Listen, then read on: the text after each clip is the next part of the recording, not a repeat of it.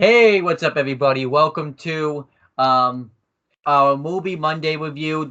We were supposed to do this like 3 weeks ago, but But it, I was supposed to go with my aunt, but she kept canceling last minute, so that kind of yeah. set me back. Um, but yeah, we had to give you this movie Monday review. We will make note that this is being pre-recorded Sunday. Right now, it's 2:36 p.m. I don't know exactly what time it's gonna be. I gotta go for See it. I gotta go to work in an hour. So no, guys, unfortunately, I didn't get all dressed up for this video. I No. got dressed up for work. Um, but yeah, we had to give you a review of Glass. Which obviously is going to be a fun video because we'll both go into this review with different perspectives because I've seen Unbreakable and Split, and he And hasn't. I just have So, like a basic knowledge of those, like what happens in that. yep. So I'll talk about how this movie was made. It's obviously the end of the because it's a bit of a spoiler for the end, but this is pretty much the end of the trilogy with what happens at the end of the movie and stuff like that. Well, I think it sets up for like future movies. I don't know. I think it's the end. But we'll see. Um, but Unbreakable came out in 2000, um, and I got to look up his name real quick. Um, it didn't do as well in the box office. It's not that it didn't do well, but I think they were expecting it to do better, so that they called it a disappointment. Because I think I talked about it with one of my friends. I don't remember, but I think other movies had come out at this time, in 2000, so they did better.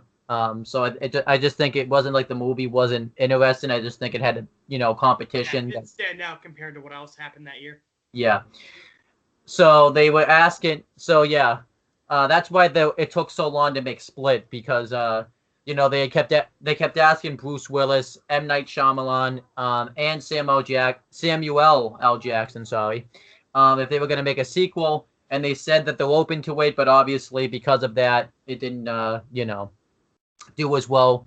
So then they made Split in Yeah. 2016, um, and originally Split, a lot of the scenes that were in Split were supposed to be in the sequel to Unbreakable, but then something happened. I just kind of looked up this information quickly because I know we had to do this video. I don't um but so then they made Split, and because Split was successful, they decided to make the final movie of the trilogy of films. Just Glass. They had that cameo appearance by David Dunn, so that kind of let people like believe, that there was going to be a sequel. It wasn't even like they did anything significant. It was just on the news that the Split situation happened, and they asked who was that guy that got arrested back in 2000. Well, they didn't say back in 2000, but like 15 years ago or whatever. And David Dunn said Mr. Glass, and that like set up, like okay, is there going to be a sequel right here? It was just that one little scene like opened up that different types of possibilities and stuff like Yeah, that. which is So, cool. um, Speaking of, so you are familiar with Unbreakable and Split. Do you want to yeah, talk about those a little bit more? yeah. Some reviews of them, so I'll break them down real quick. I don't know which one I like better because they're both about the same. Unbreakable is pretty much about it's like a comic book come to life where Dan Dunn obviously can't break any bones and he can't get hurt. He's never been sick before. However, they do address that water's his weakness because I think they said he got amnesia when he drowned or something. No, well, no, he didn't Yeah, drown, but he almost drowned as a kid in that like yeah. garden. And we find out that Mr. Glass, um, I forget what it's called, but he pretty much has like a condition that, like he can pretty much just break a bone easily. In this movie, they said he broke like 49 bones, but obviously it's different here because this takes place. 94 actually. He's broken 94 bones before. Okay, I think it was 43 then, and Unbreakable then. Yeah, his bones are just like naturally fragile.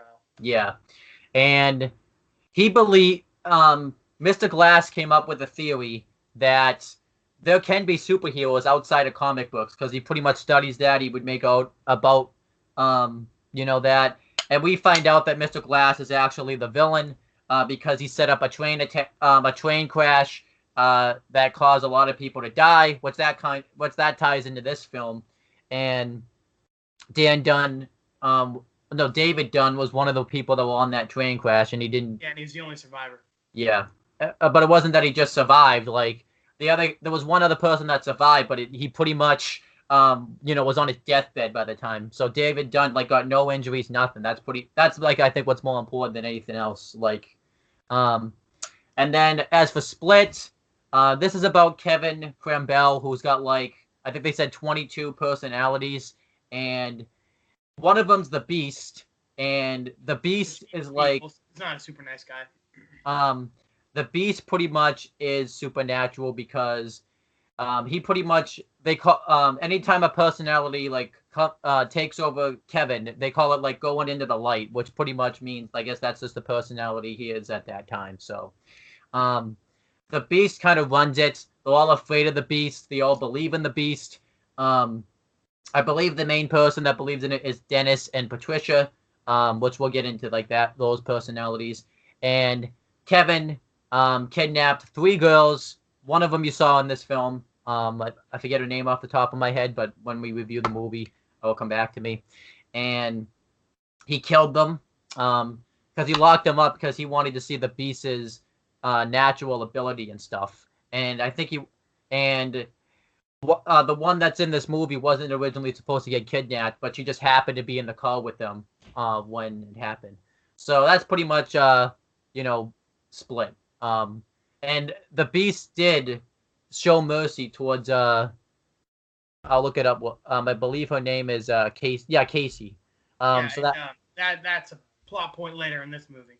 Yep. So he shows sympathy for this girl, and that yeah. And we don't really know why until this film. So, but that was pretty much Split. Split was more of a horror-based movie, and then obviously I just told you the end where it's set up. Yeah. Which is what we're talking about now. So now that we're 10 minutes into this video, we'll actually talk about the movie we're talking about. Yeah. Obviously, we're gonna mention some other things. So this movie was directed, produced, and written by M. Night Shyamalan, which obviously typically is the case. He does make, I don't know if you know what he looks like, but he does make a cameo appearance in this movie. Yeah, he's guy at the David store at the beginning. Yeah. And I'll actually tell you about that because because that's like one of the things where if you haven't seen Glass or Split, you won't really know the tie-in. And this movie was also produced though by Jason Blum, Mark Benstock, and Ashwin Rajan. I think they, a lot of people. I think they worked on both. Some of them only worked on Unbreakable, and some of them only worked on Split. But they all came together and worked on this movie because those names sound familiar from when I reviewed Unbreakable and Split. And the music was done by Wes Dillon Thordsson, which I believe he did the music for Split. The cinematography was done by Mike Goulcost. I don't remember if he did, the cinematography or either one because I'm terrible at remembering names. So, and this was edited by Luke Seroshi and Blue Murray. I don't know if there's any relation to Bill Murray. That would be kind of funny, but it does say Blue Murray. It's B-L-U without an E, so I'm just going to say it says Blue. And the production company that produced this film was Blind and Edge Pictures and Blumhouse Productions. Blumhouse Productions produces a lot of horror movies, which obviously is, I think they produced Split. Originally, this movie was distributed by Universal Pictures, Walt Disney Studios, and Motion Pictures. And this movie came out on January 12th, 2019. That's my mistake. It came out at like some sort of movie con or something. But it actually came out in the United States and everywhere else, January 18th, 2019. And can you guess how much money went into making this movie? How much of a budget it had? Dude, 15 million. It was 20 million. So okay, that's pretty close. Yeah. You could definitely tell it was in that range with what they did in this film. It wasn't a super high budget movie, it wasn't like CGI everywhere and Yeah. I noticed it's like that. Location. I know that. I notice it's like that a lot too, where a lot of M. Night Shyamalan's movies don't have a lot of budget behind it because Avatar: The Last Airbender. we don't talk about that. So but yeah, Oh, he and also you're, oh, huh?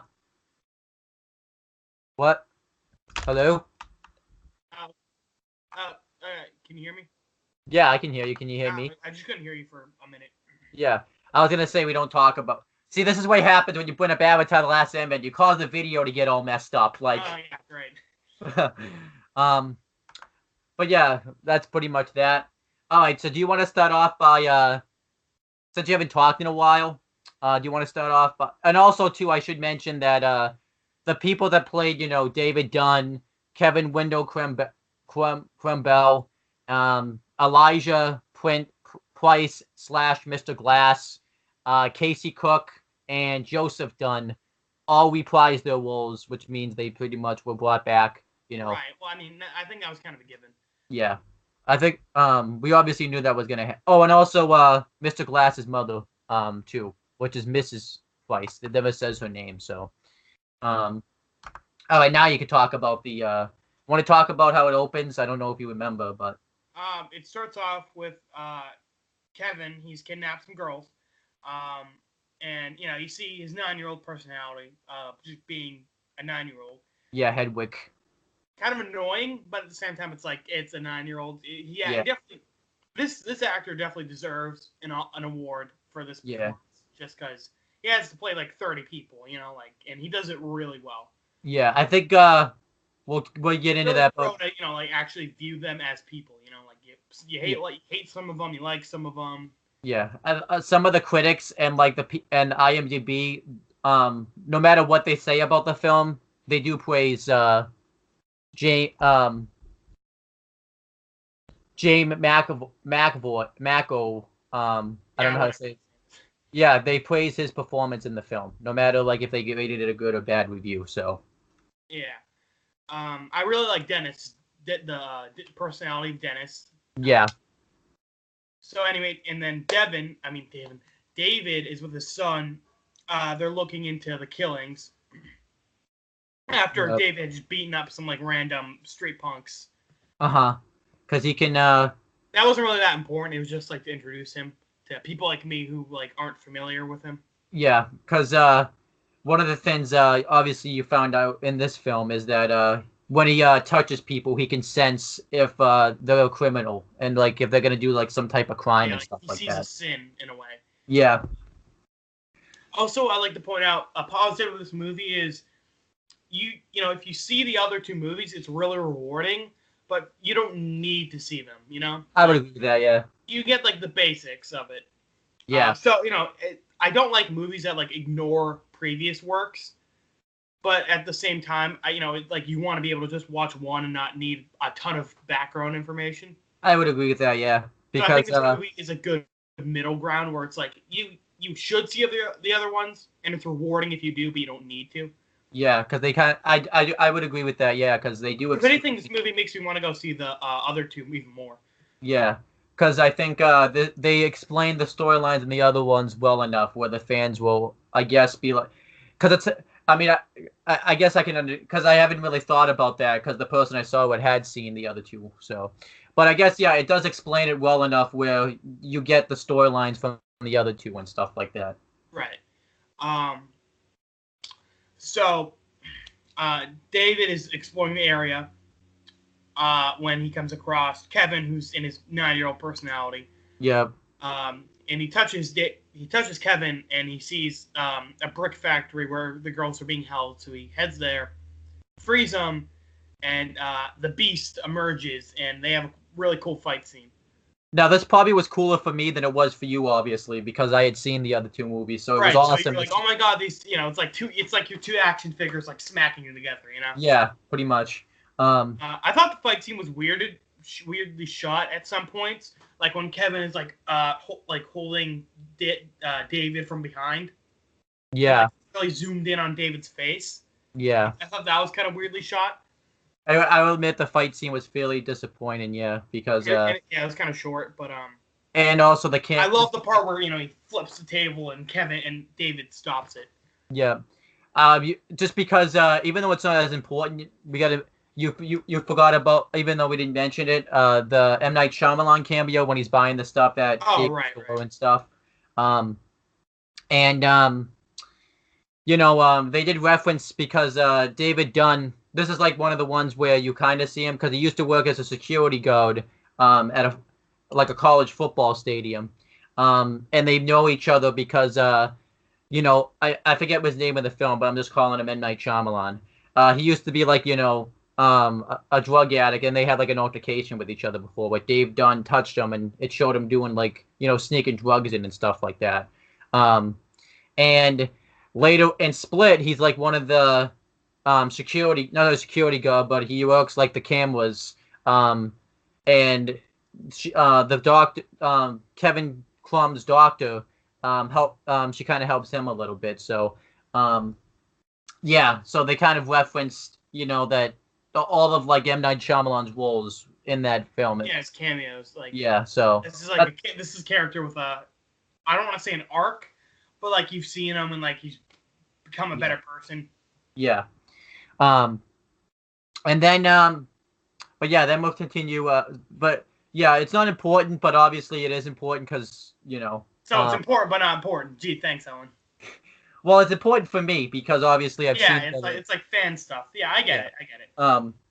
And then but yeah, then anyhow, David and the Beast fall out the window. And Which the Beast are just there, I guess. Yeah, and during the fight, a table gets thrown at one of the girls. I thought she just died, but no, I guess she walked away with with a broken arm and a few broken ribs. Yeah, and what happens is this light flashes and it takes the Beast into a different personality of Kevin, which I would get explained. Like the true personality. Yeah, I think it was Kevin. Yeah, actually. And pretty much they get taken to a mental institute. David was originally going to fight his way out, but he didn't want to hurt all these police. Yeah, he tells them that he'll be okay over the intercom, and then gets arrested. And then they go back to the hospital, and this is kind of like where they separate all the characters, which was fine. Obviously, I feel like they should have. It was a little too long about that, but right, they should have like interacted more. They only interact like 3 times in the whole movie. Yeah, they do it when they go to the room where they all, where all of them have like an intervention with each other, and then like final fight. The final like confrontation. I thought it was cool how like the Beast and all the other personalities still like want to meet David. Yeah, because it's like this is the first time they've ever met someone who's like on par with the Beast, because they've always considered the Beast like he's unstoppable. Yeah, and then David comes in and he like they really are like a kid, they definitely want to like prove that they're the best. Yeah, and David obviously wants to make sure too that like the Beast is contained and stuff too. With right, so they got like a little rivalry going on. Yeah. So what happens is you're probably all gonna ask, why didn't they just like escape? Well, they explain that. So we meet the like mental institute person. We find out that she deals with people that like think them, have who believe they're superpowered. Yeah, her name was also Mr. Glass Elijah is also in this facility. Yeah.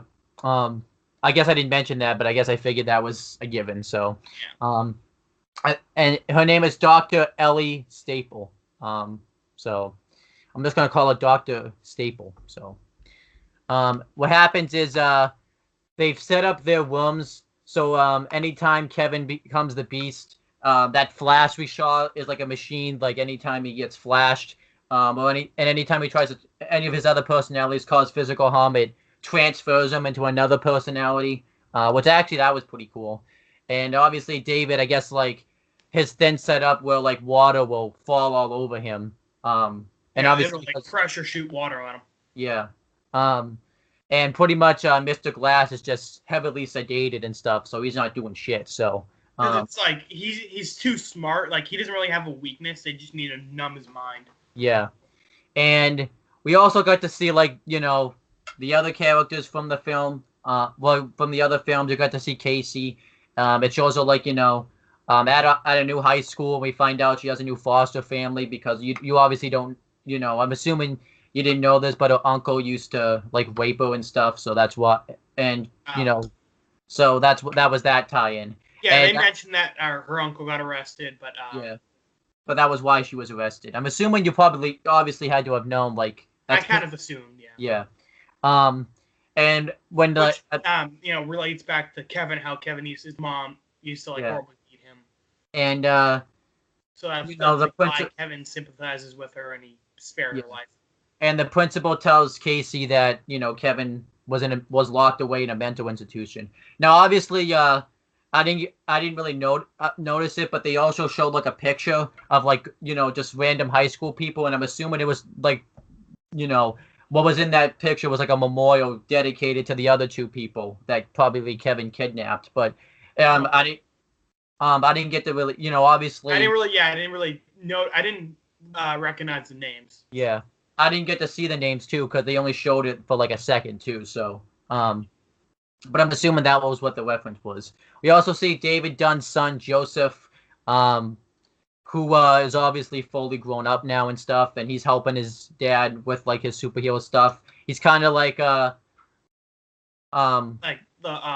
Robin to his Batman in a way. Yeah, I was gonna say like the guy that like leads the Avengers too, where he doesn't really do anything, but he like wins them all together and stuff. I can't think of his name, but I have no idea. I mean, it makes sense because they're both Samuel Jacksons in this movie as well. Yeah. I was gonna say he's more like Oracle. You probably don't know who Oracle is, but she's like the person behind the computer who gives Batman and like Nightwing and everyone like information. Yeah. And then also his mom has been visiting Mr. Glass. Yeah. And I think his mom believes that there's still some good in Mr. Glass, and all of these people pretty much believe that they do have these supernatural abilities, pretty much, because obviously Joseph's seen it. He's been he's seen it in his whole life. How his dad, super strong. And he's lived through that whole experience. And obviously, I don't know if her mom's, his obviously Mr. Glass's mom hasn't seen it as much, but obviously see that there's like some smartness inside. She definitely knows that he's incredibly smart. She's introduced in this movie saying like he's gonna outsmart you to the lady, like he's too smart for you. And obviously we'll get to that, but he did. So yeah, he was too smart. And throughout the film, she visits each one of them, trying to convince them that they're not supernatural.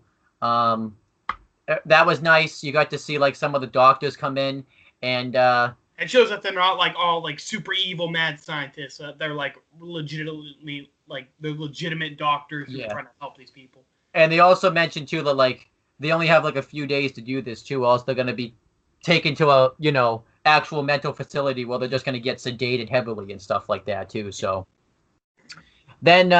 So that was kind of, I know we're not breaking it down in depthly, but the first half of the film is Dr. Staple meeting these people. And which is kind of a downside of this. Like, it feels like everyone gets screen time, but no one gets a lot of screen time. Yeah. I don't think they needed to focus as much on, like, Casey and, Joseph. I like Joseph, actually. Joseph was, like, my favorite character in this. Yeah, I like Joseph, but they didn't need to showcase Casey as much as they did, so...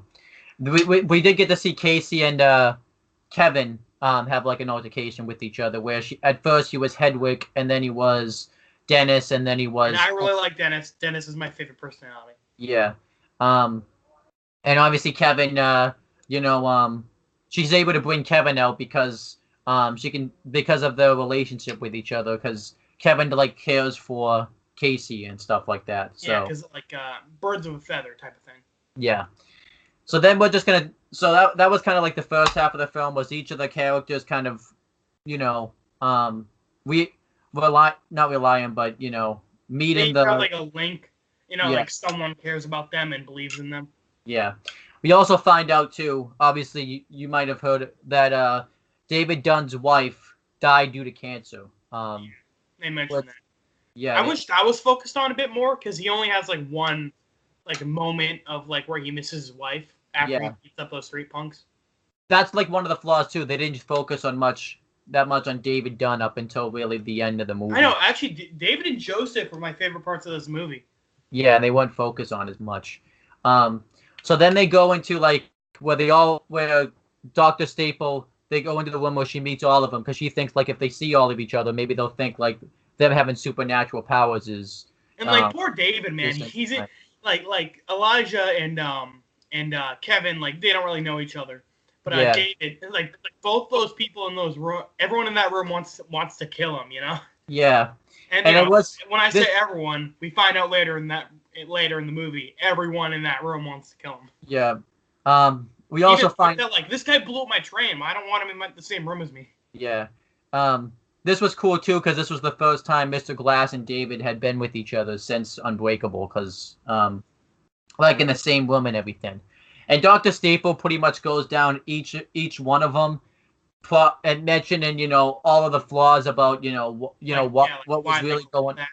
Which Yeah, is cool. It's nice to see like real science like applied to these like, comic booky type of feats. Yeah. So they mention like and they reference all the films like why Kevin was able to break the balls at the zoo because their balls were like so old. Balls and things. And how he survived the bullets because the bullets were like old and rusty and stuff like that. So, and David, has like an MRI where I guess that train crash they assume just messed him up so much, where he thinks that he's unbreakable, which obviously ties into that film. So, and then they say something about Mr. Glass, about how he's really not as smart as he is and stuff like that. So, it was just pretty much a way to go through and try to explain why they think they're supernatural and stuff. Like kind of try to make the audience convinced like maybe they are crazy, maybe they are just normal people. I was not obviously because I wasn't convinced. So I was kind of convinced. I kind of assumed like that they are actually like deadly like superhumans. But it put up a good argument of like maybe they are just crazy. Yeah, I did like the one she mentioned too, like when she showed like Hedwig's jacket that he was wearing when David touched him, like how he had some paint from like the building that he was on, that which probably linked David to thinking that's why he was able to go in there and figure that out and stuff. Right. So, and then Mr. Glass is looking up information about David and then finds information about Kevin. Oh, yes. It turns out that Mr. Glass, he isn't actually, like, sedated all the time. He's swapping out his medicines with, like, Tic Tacs and placebos. Yeah. What happens is... And also they mentioned, too, that he... they don't really explain how he's getting out of his room, but he is. Yeah. That's, like, the only part they don't really explain, actually. Yeah, exactly. Like, how does he get like that was really weird. Right. It's just weird because they explain everything he does except that. Yeah. And he's supposed to have like this laser surgery that's gonna make him normal pretty much. Cut down his thinking ability. Yeah. That ties in later on, so I just want to mention that. So he meets with, I think it was Patricia, and which is pretty much female personality. Yeah, Mr. Glass. He controls all the other ones. Mr. Glass. Pretty much this was like the start of the alliance with Mr. Glass and the Beast and / Kevin. Where I know the line happens later, but I really like how he says it. This sounds like the bad guys teaming up. Like that's a really good line. And Kevin. But Patricia agrees that she'll release the Beast because the other Patricia and Dennis are worried that the other personalities, because they're in here, are starting to not believe the Beast is as intimidating as they want that they think he is too. So, Mr. Glass wants to trust the Beast to trust him, so that way they can get the Beast. That way they can break out of here, pretty much. And Mr. Glass wants to prove to the world that superhumans are real. Yeah. And he And I wants to just do like the that line. by having the Beast and David fight supposedly at the Philadelphia towers that are opening up. Yeah. And I do like the line when Patricia asks, "What's your name?" And Mr. Glass says, "First name Mister, last name Glass," and stuff like that. It kind of shows that like he doesn't see himself as Elijah; he sees himself as Mr. Glass. Yeah, and it also ties in too because it says the name of the movie right there too. Yeah. So then what happens is they push his laser surgery up early, which we were kind of like, okay, so that I guess that plan's not happening then. But what happens is obviously this doesn't. We find out later on in the movie that Mr. Glass tampered with his laser surgery so that way it wouldn't have any effect on him. Like the reason they moved up the schedule was that they found out that he was tricking them. Yeah, it turns out no, he like purposefully like turned the cameras back on so they could see him going back into his room. Yeah, so I really like that scene a lot, and I like the scene where he's just spinning in the hallway.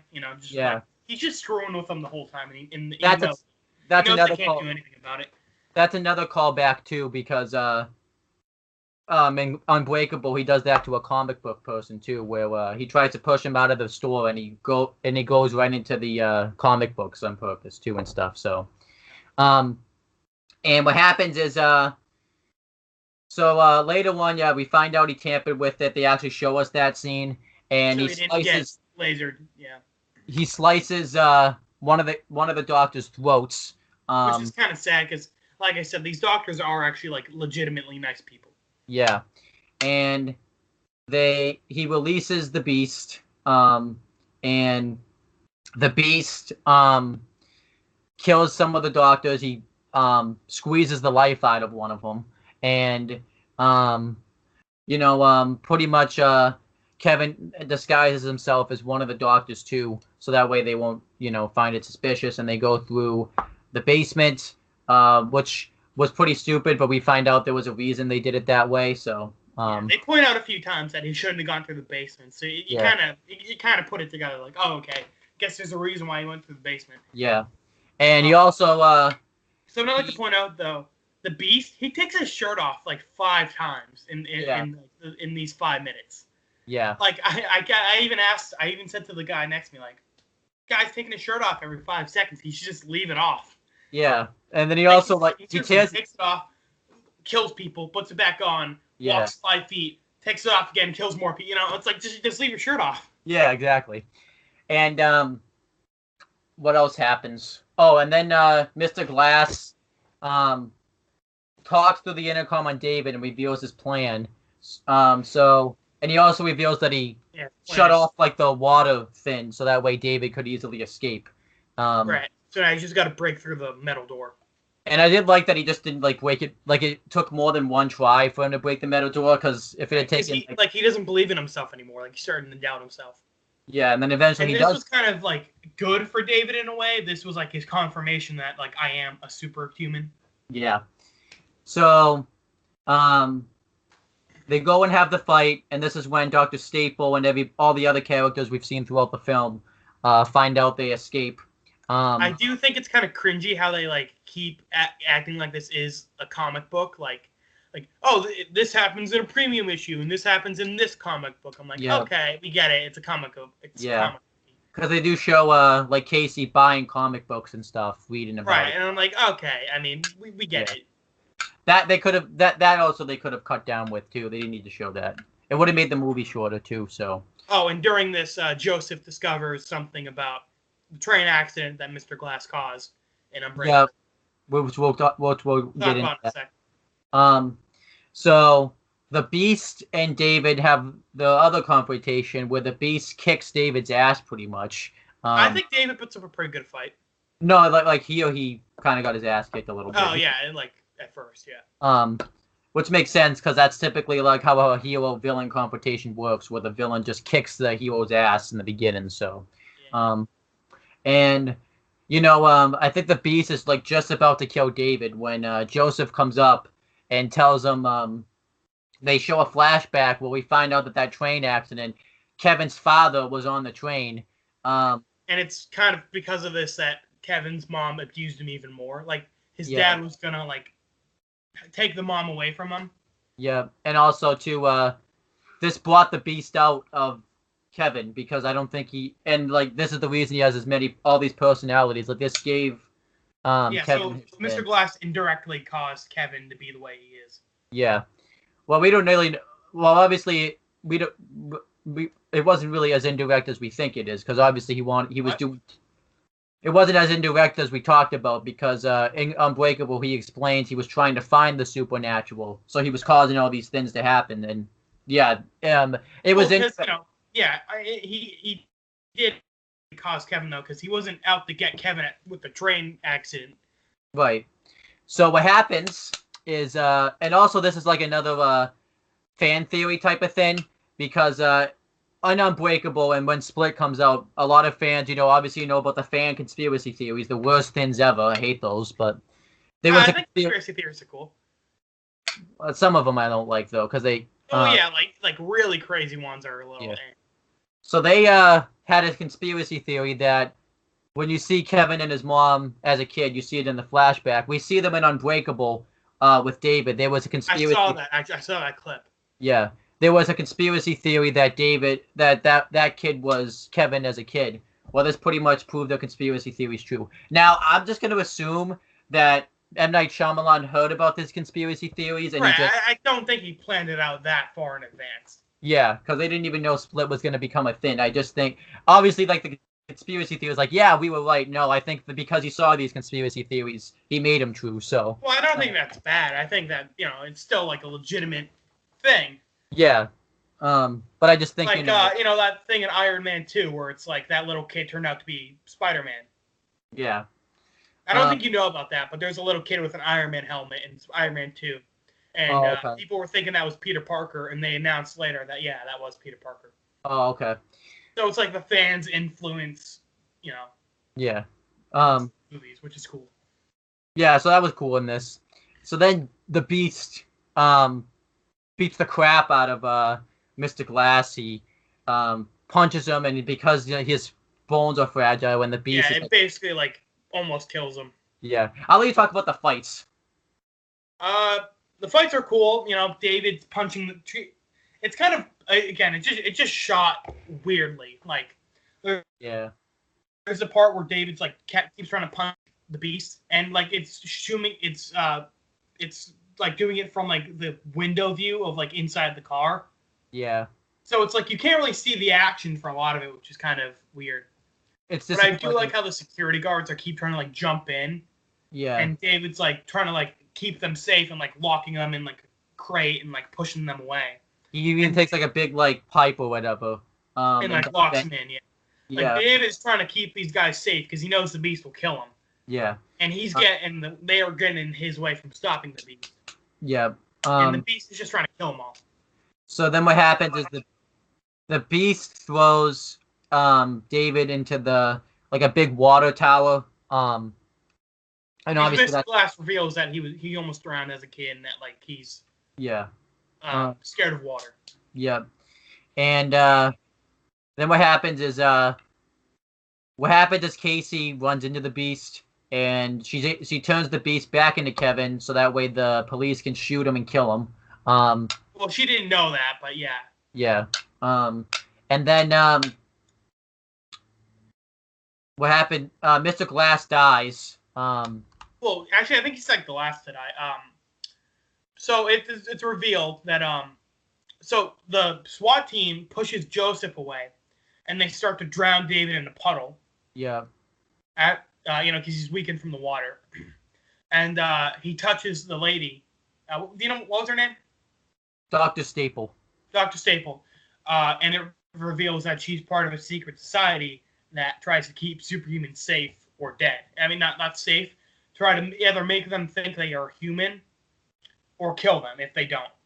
Yeah, and that's also revealed, like, had the Beast and, Mr. Glass, had this stuff not happened, David would have lived and stuff like that, too. Right. So it's like David did the right thing, but it got him killed in the end. Yeah. I feel really bad for David, man. He's like the only one who didn't really deserve this. Yeah, exactly. So then pretty much she And goes he to a is he is the slowest death out of all of them. You know, yeah Mr. Glass just died. They all kind of die pretty painfully, but like yeah. David freaking drowns to death. You know, that kind of sucks. It's like I said, it also sucked too that they all died at the end too. Yeah. Like Mr. Glass says, this is an origin story, and we Yeah. find out later for what. Yeah, and then I liked it. Obviously, I liked that. Well, I liked it too because it was kind of breaking the fourth wall in a way because it was an origin story too. So, Yeah, um, anyway. and then later on, then Doctor Staple. Well, we should talk more about like the deaths. You know, like Kevin. Kevin is actually dies at peace and happy. Yeah, He um, he maintains the light for a little while. yeah. Well, that was nice because he's never gotten to. But then he kind of doesn't really want to be in the light too because he's Yeah, gonna of all the die. horrible things that happened to him. Yeah. And then we kind of talked about David's a lot. You could Joseph, obviously was I'm kind of sad those two didn't get to talk more, like Joseph and David. yeah. And then Mr. David was Glass. so important to Joseph, you know, like Yeah. he was a Superman, and then Well, also too, he doesn't have because now he's lost both his parents too and stuff like that too. That was a sad death too because obviously we've seen like in Unbreakable they had like an awesome relationship with each other and stuff like that. So. And then Mr. Glass dies, and his mom comes over to him, and that was actually, even though like Mr. Glass kind of caused all this to happen, that was a pretty sad death as well. and I do think Miss Doctor Staple is like a nice person deep down. Like she tries to comfort David before he dies and Yeah, tell him that he is superhuman. He wasn't wrong. yeah, And she tries to tell Mr. Glass that like, you know, his theory was right. yeah, So like she doesn't really want to kill these people, you know, but like she has to. yeah. For And then or how she sees it. she goes and tells like her secret society that like the mission was a success. And then she finds out though that She finds out in a kind of a stupid way. She goes to a comic book store, yeah, and then two guys in the background are like, "The mastermind always has another plan." yeah. So and we then find that's what makes her realize. yeah, I thought that was kind of weird. yeah, I didn't like that. So then what happens is Mr. Glass turned on all the cameras. That's why he went through the basement, so the cameras would film them as much as it could. Yeah. All the fighting, all the crazy stuff that happened. Yep. And then so and obviously too her killing all her patients and stuff was on camera too, which that ain't good. So because it was supposed to be a secret too. So and Mr. Glass never had any plans to go to Philadelphia and stuff. He did this, he wanted the whole thing on camera so that way people could see that they really are superhumans. And what we find out later on is, I guess he had sent somebody had sent like he had sent links ahead of time to Joseph, Casey, and his mom. Yeah, and they send them all out to like on like a.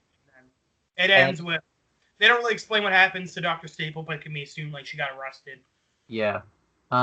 She's on the run now, and then, now superhumans. Everyone knows that superhumans are real. Yep. And then and then it cuts to the credits. And I think this is the end of the trilogy because they show all the credits from Unbreakable, from Split, from The Glass. So I think this was the end of the trilogy. Which is a good end. It's a good end. I like how it's kind of open-ended. Like you could make more, but you don't need to. I don't think they will because again, I think it's kind of sad just how they all died, but they died for a good cause. Like if it wasn't for their deaths, this wouldn't have happened. Yeah. But that's pretty much the end of our review. Now we got to do the letter grade. We'll start with you because you were kind of coming into this movie blind. I give it a B-. Like I think it's good, but there's a lot of flaws in it, and yeah. And again, as someone who isn't familiar with Unbreakable or Split, I feel like even if I did watch those, I feel like it only go up to like a B or B+. I actually agree with you. I think it is a B-. It was okay. It was kind of disappointing because it was like a movie everybody had waited for so long, and I feel like they could have done a lot more than what Didn't they did. Really live up to the hype. Yeah, and also too, it was I thought it was too long. I feel like they could have cut some scenes out and stuff like that. Not Or really cut scenes out, but you know, focus on different things. yeah, Like focus on more on David and Joseph. Maybe like have David, Kevin, and Mr. Glass interact a bit more. yeah, definitely. Because this was like that crossover we waited for so long. And really, they just hung out in the rooms for an hour and a half. You know. Yeah. So, and but that was probably some of the biggest flaws. I feel But like overall, and like the action was shot kind of weird. yeah, and obviously that's disappointing too because we wanted to see these two go at it for so long, and the camera work and stuff was just pretty bad. So, that's like pretty much it. But this movie does have a lot of positives, like we talked about. Yeah. So So yeah, I give it a B minus. I'll give it a B minus. Yep. So, but I was expecting like a B plus at least. So, Yeah. but now you get to guess That's about what I expected. I think. How much money do you think this movie made in the box office? It was like everywhere. The trailers and everyone was talking about it. I think it made a good like 80 million, 100 million.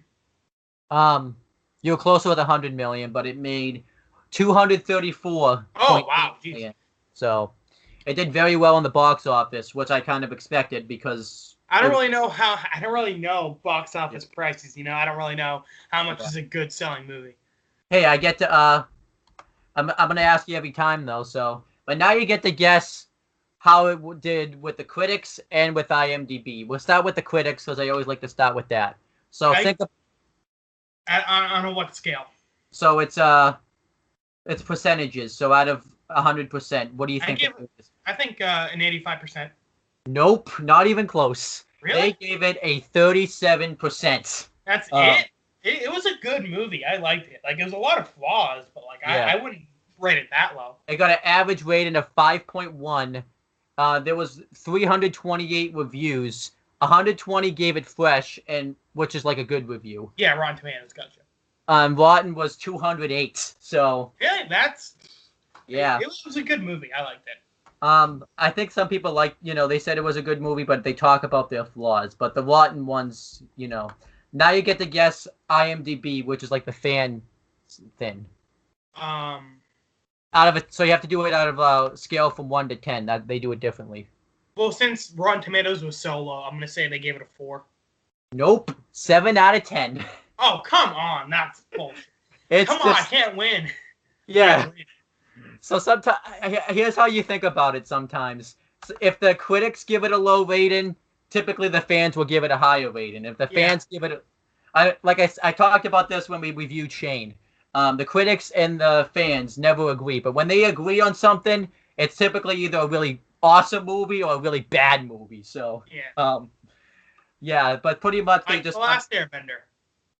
Yeah, which we got to review that someday, but we should probably review Avatar the series first. Yeah, but at least season 1. But yeah, that's pretty much the end of this video. We pretty much finished it right at 3:24, so we have no. We should just make these like podcasts at this point, dude. All these videos are like an hour long. Yeah. But yeah, that's pretty much it. Yeah, like we said, this video will be up tomorrow. I'll probably upload it like right at midnight. So, there's that. So, is there anything you want to watching?